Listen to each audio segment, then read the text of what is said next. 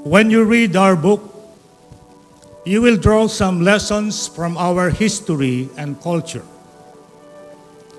Allow me to share the insights I got after working on this project for more than 10 years.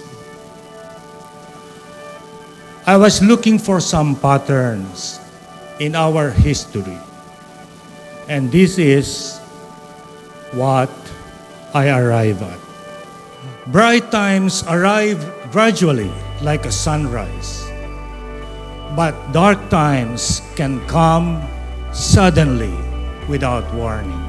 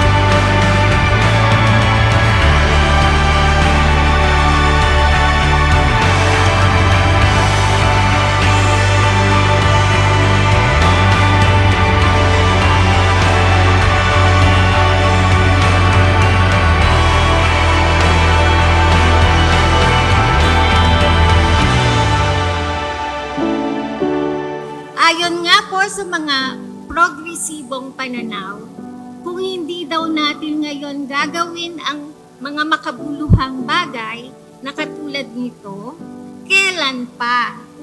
Kung hindi daw tayo ang gagawa, sino? Sa tanong na sino, bakit hindi tayo? Sa tanong na kailan, bakit hindi ngayon? Ito ang hamon sa atin bilang mga saryayahin.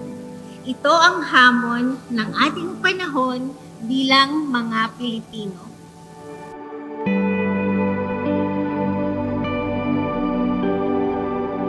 Sino nga ba si Haring Ponce? Bakit na tinawag natin yung aklat ni si Haring Ponce?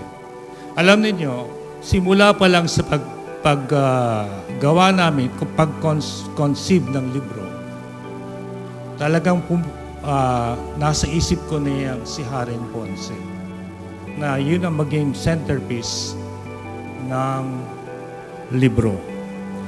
So, bakit nga ba siya ang ating pinili?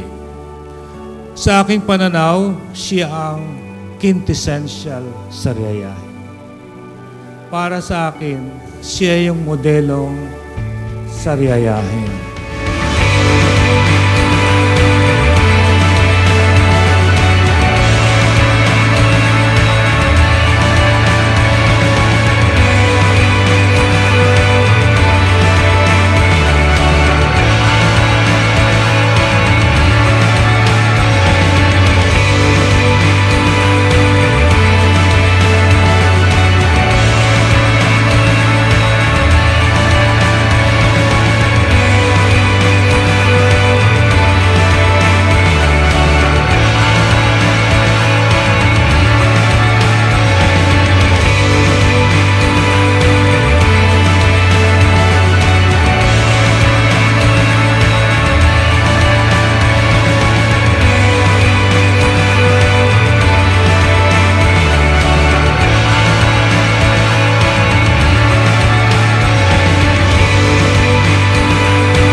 Mga kababayan, isang obra maestra ang unang misa sa bayan ng Sariaya, October 4, 1599.